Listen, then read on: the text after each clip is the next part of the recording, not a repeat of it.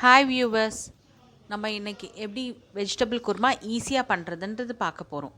First ஒரு கடாய் வச்சுட்டு ஒரு 3 டேபிள் ஸ்பூன் குக்கிங் ஆயில் போடுங்க. நான் இன்றைக்கி கிரவுண்ட்நட் ஆயில் எடுத்துருக்கிறேன். எண்ணெய் காஞ்சதும் ஒரு 3 கிராம்பு, ஒரு 2 பீஸு பட்டை போட்டுக்கோங்க.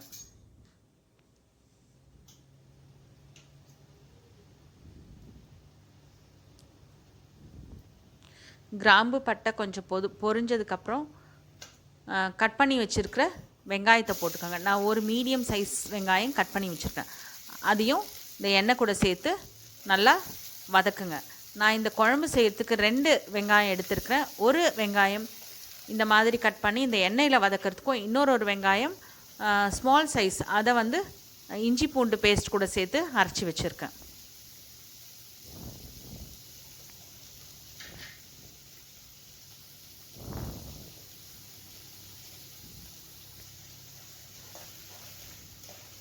வெங்காயத்தை நல்லா வதக்கணும்.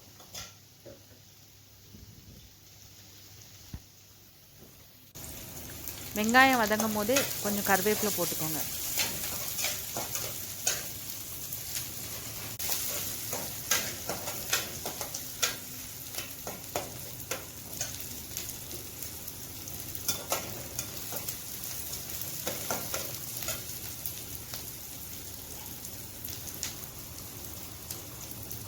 வெங்காயம் கொஞ்சம் வதங்கின உடனே நம்ம அரைச்சி வச்சுருக்கிற அந்த இஞ்சி பூண்டு வெங்காயம் பேஸ்ட்டை சேர்க்கணும்.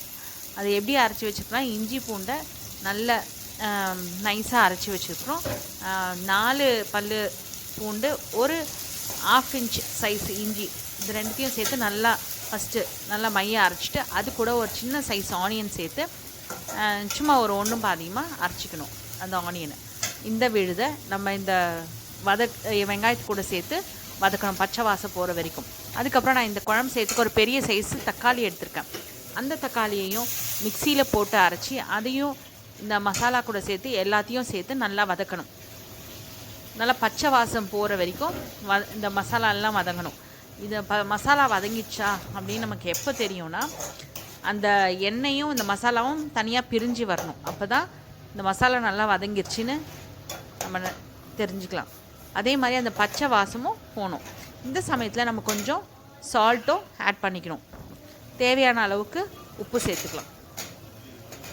மசாலா வதங்கினதுக்கப்புறம் நான் கட் பண்ணி வச்சுருந்த காய்கறிகள்லாம் சேர்த்துக்கிறேன். நான் இன்றைக்கி என்னென்ன வெஜிடபிள்ஸ் எடுத்துருக்கேன்னா, பீன்ஸு, உருளைக்கிழங்கு, கேரட் எடுத்துருக்கேன். உங்களுக்கு தேவைன்னா கூட கொஞ்சம் பச்சை பட்டாணியும் போட்டுக்கலாம், ரொம்ப டேஸ்ட்டாக இருக்கும். இந்த காய்கள்லாம் சேர்த்து நல்லா வதங்கணும்.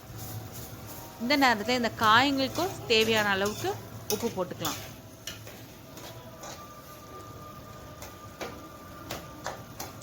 காய்ங்க இந்த மசாலா எல்லாம் சேர்த்து நல்லா ஒரு 1 or 2 மினிட்ஸ்க்கு நல்லா வதங்க விடுங்க. இந்த காய்ங்க சேர்த்து வதக்கும் போதே ஒரு 2 பச்சை மிளகா போட்டுக்கோங்க. நான் வந்து பச்சை மிளகா வந்து முழுசாக போட்டிருக்கேன். ஏன்னா எங்களுக்கு அவ்வளோ காரம் வேணான்றதுனால நான் அப்படியே முழுசாக போட்டிருக்கேன். உங்களுக்கு காரம் வேணும்னா அந்த பச்சை மிளகாவை 2ஆக கீறி அதை ஆட் பண்ணிக்கோங்க.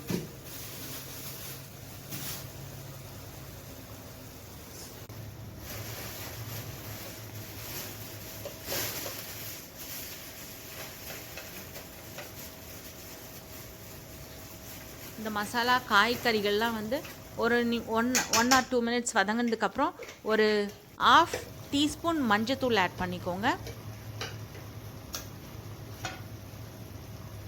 3/4 டேபிள் ஸ்பூன் மிளகாத்தூள் ஆட் பண்ணிக்கோங்க.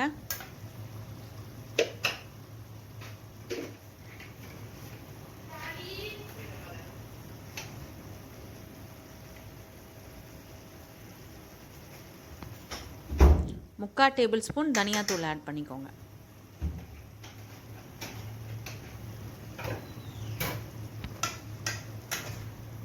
எல்லாத்தையும் சேர்த்து மிக்ஸ் பண்ணுங்கள் நல்லா.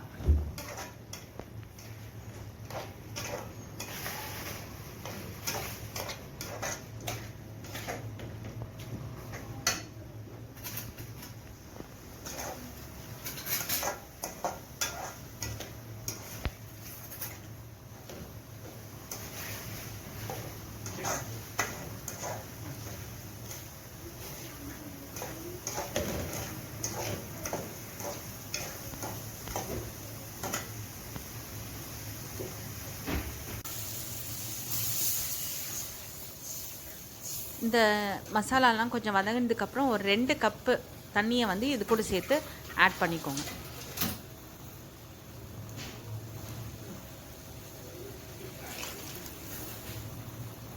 ரெண்டு கப்பு தண்ணி விட்டு ஒரு 7லேருந்து 10 நிமிஷம் வரைக்கும் மூடி போட்டு குழம்ப வந்து நல்லா கொதிக்க விடுங்க. தண்ணியை ஆட் பண்ணதுக்கப்புறம் உப்பு பார்த்துக்கோங்க, போதுமான உப்பு போதும்னா விட்டுருங்க, இல்லாட்டி வேணும் உப்பு தேவைப்படுதுன்னா உப்பு கொஞ்சம் ஆட் பண்ணிக்கோங்க.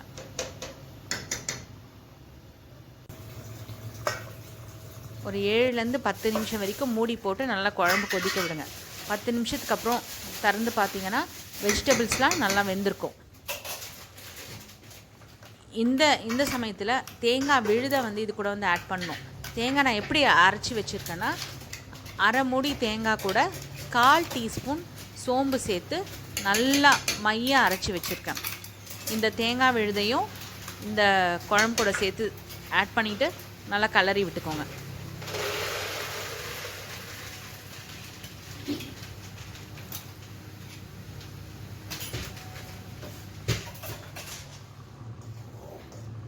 ஆட் பண்ணி ஒரு 2லேருந்து 3 நிமிஷம் இதை வந்து கொதிக்க விடுங்க.